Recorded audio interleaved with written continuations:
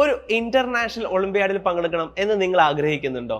Yes, 2026 നടക്കാൻ പോകുന്ന international ഒളിമ്പ്യാഡിന് മുന്നോടിയായി നിങ്ങൾ ക്ലിയർ ചെയ്യേണ്ട 2025 ഒരു എക്സാമിനേഷൻ ഉണ്ട്, നാഷണൽ സ്റ്റാൻഡേർഡ് എക്സാമിനേഷൻ. ഇത് ക്ലിയർ ചെയ്ത് എങ്ങനെ 2026 ഇന്റർനാഷണൽ ഒളിമ്പ്യാഡിൽ ഇന്ത്യയുടെ അഭിമാനമായി നിങ്ങൾക്ക് മാറാൻ പറ്റും എന്നതാണ് ഞാൻ ഈ വീഡിയോയിൽ നിങ്ങൾക്ക് പറഞ്ഞു തരാനായിട്ട് പോകുന്നത്. അപ്പോൾ ഫുൾ ഡീറ്റെയിൽസ് നിങ്ങൾക്ക് അറിയണം എന്ന് ആഗ്രഹിക്കുന്നുവെങ്കിൽ ഫുൾ വീഡിയോ സ്കിപ്പ് ചെയ്യാതെ തന്നെ നിങ്ങൾ കാണുക. എല്ലാ ഡീറ്റെയിൽസും ഞാൻ നിങ്ങൾക്ക് പറഞ്ഞു തരാം. ഇന്റർനാഷണൽ സയൻസ് ഒളിമ്പ്യാഡിലേക്ക് കുട്ടികളെ സെലക്ട് ചെയ്യാൻ വേണ്ടിയിട്ട് നാഷണൽ ലെവലിൽ നടക്കുന്ന ഒരു വലിയ എക്സാമിനേഷൻ ആണ് നാഷണൽ സ്റ്റാൻഡേർഡ് എക്സാമിനേഷൻ അഥവാ NSE. ഈ ഒരു എക്സാമിനേഷൻ 2025 നവംബറിലാണ് നടക്കാൻ പോകുന്നത്.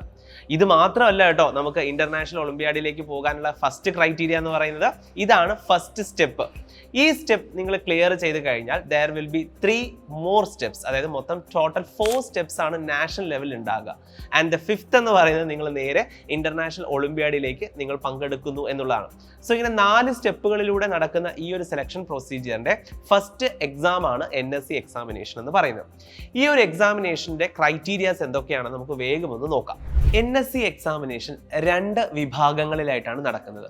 ഒന്ന് സീനിയർ വിഭാഗം, രണ്ടാമത്തത് ജൂനിയർ വിഭാഗം. സീനിയർ വിഭാഗത്തിലുള്ളവർക്ക് ഫിസിക്സ്, കെമിസ്ട്രി, ബയോളജി, അസ്ട്രോണമി ഈ 4 സബ്ജക്റ്റുകളിലായിട്ടാണ് എക്സാം എഴുതാൻ സാധിക്കുന്നത്. ജൂനിയർ വിഭാഗത്തിന് ഒറ്റ എക്സാം മാത്രമേ ഉള്ളൂ, അവർക്ക് പ്രത്യേകിച്ച് സബ്ജക്റ്റ് ക്ലാസിഫിക്കേഷൻസ് ഇല്ല. അപ്പോൾ ഇതാണ് നമ്മുടെ ഒരു NSE എക്സാമിനേഷൻ 2 കാറ്റഗറി എന്ന് പറയുന്നത്. ഇനി അടുത്തൊരു ഡൗട്ട് വരുന്നത് ആർക്കൊക്കെ ഏതൊക്കെ എക്സാം എഴുതാനായിട്ട് സാധിക്കും എന്നതാണ്. ആക്ച്വലി 12th പാസ് ഔട്ട് ആകാത്ത കുട്ടികളായിരിക്കണം. 12th പാസ് ഔട്ട് ആയവർക്ക് ഇത് എഴുതാൻ സാധിക്കില്ല. നിലവിൽ +2 പഠിച്ചുകൊണ്ടിരിക്കുന്ന മക്കൾക്കാണ് NSEയുടെ സീനിയർ വിഭാഗം എക്സാം എഴുതാൻ സാധിക്കുന്നത്. +1 പഠിച്ചുകൊണ്ടിരിക്കുന്ന കുട്ടികൾക്കും NSE സീനിയർ എക്സാം അറ്റൻഡ് ചെയ്യാവുന്നതാണ്.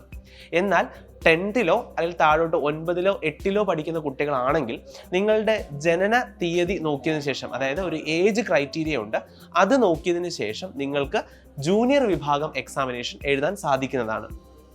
സീനിയർ എക്സാമിനേഷൻ എഴുതുന്ന കുട്ടികൾ ഒരു കാരണവശാലും ജൂനിയർ എക്സാം എഴുതാൻ പാടില്ല. ഇതും നിങ്ങൾ നോട്ട് ചെയ്യേണ്ട ഒരു ക്രൈറ്റീരിയയാണ്. അടുത്ത് നമ്മുടെ മനസ്സിലേക്ക് വരുന്ന ഒരു ഡൗട്ട് എന്ന് പറയുന്നത് ഇതിൻ്റെ സിലബസ് എന്തായിരിക്കും എന്നുള്ളതാണ്. സീനിയർ വിഭാഗം NSE എക്സാമിനേഷന് വേണ്ടിയിട്ട് നമ്മുടെ 12th സിലബസ് തന്നെയാണ്. അതായത് 12th നമ്മൾ പഠിക്കുന്നത് ഇപ്പോൾ ഫിസിക്സിൻ്റെ ആണെങ്കിൽ ഫിസിക്സിൻ്റെ സിലബസ് ആയിരിക്കും ഫോളോ ചെയ്യുക. അതേസമയം ജൂനിയർ വിഭാഗത്തിൽപ്പെട്ടവർക്ക് അവരുടെ 10th വരെ ഉള്ളതിൻ്റെ NCERT സയൻസ് ടെക്സ്റ്റ് ബുക്കിലെ സിലബസ് ആയിരിക്കും ഫോളോ ചെയ്യുന്നത്. അപ്പോൾ ഈ ഒരു സിലബസ് ബേസ്ഡ് ആയിട്ടായിരിക്കും എക്സാം കണ്ടക്ട് ചെയ്യുന്നത്. അപ്പോൾ NCERT ടെക്സ്റ്റ് നന്നായി പഠിക്കുന്ന മക്കൾക്ക് വളരെ നല്ല രീതിയിൽ തന്നെ സ്കോർ ചെയ്യാൻ പറ്റുന്ന ഒരു എക്സാമിനേഷനാണ് NSE എക്സാമിനേഷൻ എന്ന് പറയുന്നത്. ഇനി നമ്മുടെ മനസ്സിലേക്ക് വരുന്ന ഒരു ഡൗട്ട് എന്ന് പറയുന്നത് എങ്ങനെയായിരിക്കും ഈ ഒരു പരീക്ഷയുടെ പാറ്റേൺ എന്നതാണ്. NSE എക്സാമിനേഷൻ 2 പാർട്ടായിട്ടാണ് നടക്കുന്നത്. പാർട്ട് എയും പാർട്ട് ബിയും. ടോട്ടൽ 60 ക്വസ്റ്റ്യൻസ് ആണ് ഉണ്ടാവുക. ഇതിൽ പാർട്ട് എ എന്ന് പറയുന്നത് MCQ ടൈപ്പ് ആണ്, അതായത് മൾട്ടിപ്പിൾ ചോയ്സ് ക്വസ്റ്റ്യൻസ് ആയിരിക്കും. സോ ഇതിന് 48 ചോദ്യങ്ങളാണ് പാർട്ട് എയിൽ ഉണ്ടാവുക.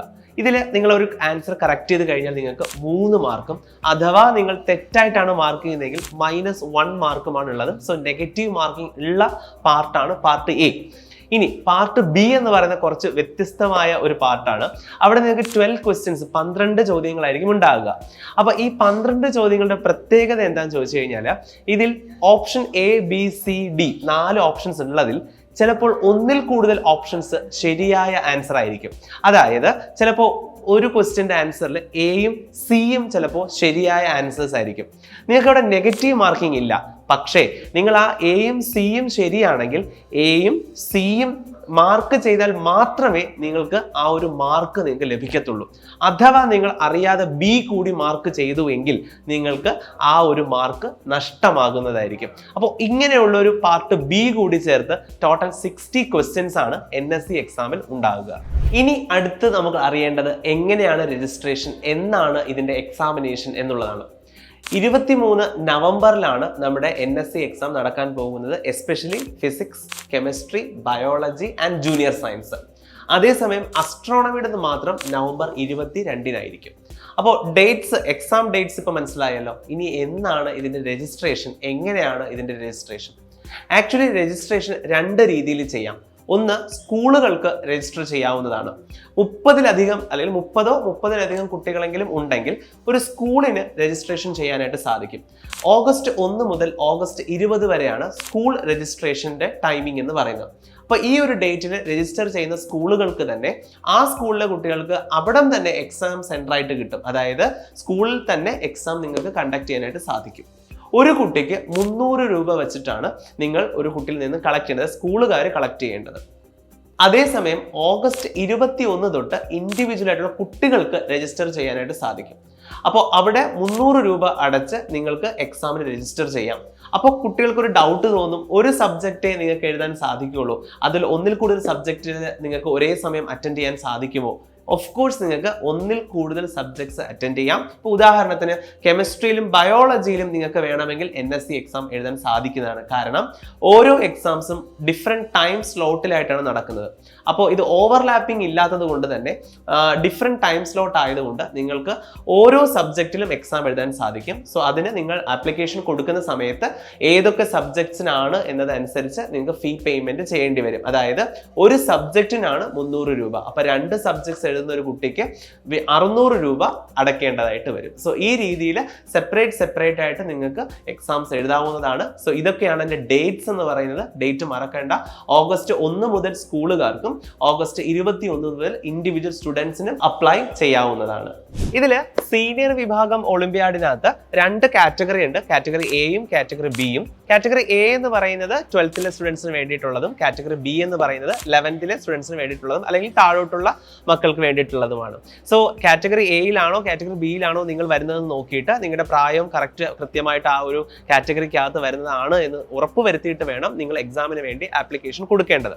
ഇനി ഇത് കഴിഞ്ഞാൽ ഉടനെ നേരെ നമുക്ക് ഇന്റർനാഷണൽ ഒളിമ്പ്യാഡിലേക്ക് പോകാൻ പറ്റില്ല. കാരണം ഇതൊരു ഫസ്റ്റ് സ്റ്റെപ്പ് മാത്രമാണ്. ഇത് കഴിഞ്ഞ് നാഷണൽ ഒളിമ്പ്യാഡ് ഉണ്ടാകും. അത് കഴിഞ്ഞ് 2 സെലക്ഷൻ ക്രൈറ്റീരിയകൾ ഉണ്ടാകും. അത് കഴിഞ്ഞിട്ടാണ് നമ്മൾ ഇന്റർനാഷണൽ ഒളിമ്പ്യാഡിലേക്ക് പോകുന്നത്.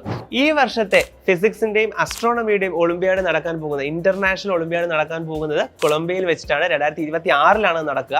അതുപോലെ തന്നെ 2026 കെമിസ്ട്രിയുടെ ഇന്റർനാഷണൽ ഒളിമ്പ്യാഡ് നടക്കാൻ പോകുന്നത് ഉസ്ബെക്കിസ്ഥാനിലാണ്. അതുപോലെ ബയോളജിയുടെ ലിത്വാനിയയിൽ വെച്ചിട്ടായിരിക്കും. സോ ഏകദേശം ജൂൺ മാസത്തോടു കൂടിയാണ് നമ്മുടെ ഇന്റർനാഷണൽ ഒളിമ്പ്യാഡ് നടക്കാൻ പോകുന്നത്. അതിനുവേണ്ടിയുള്ള സെലക്ഷനാണ് 2025 നാഷണൽ ലെവലിൽ നടക്കുന്നത്. അപ്പോൾ ഇന്ത്യയെ പ്രതിനിധീകരിച്ച് ലോക രാജ്യങ്ങളിലുള്ള കുട്ടികളെല്ലാം വരുന്ന ഈ ഒരു വേദിയിൽ ഇന്ത്യയുടെ അഭിമാനമായി നിങ്ങൾക്ക് മാറാൻ പറ്റുന്ന ഒരു സുവർണ അവസരമാണ് ഇന്റർനാഷണൽ ഒളിമ്പ്യാഡ് എന്ന് പറയുന്നത്. അപ്പോൾ ഒരു കാരണവശാലും ഈ ഒരു അവസരം നിങ്ങൾ ഒരിക്കലും മിസ് ചെയ്യരുത്.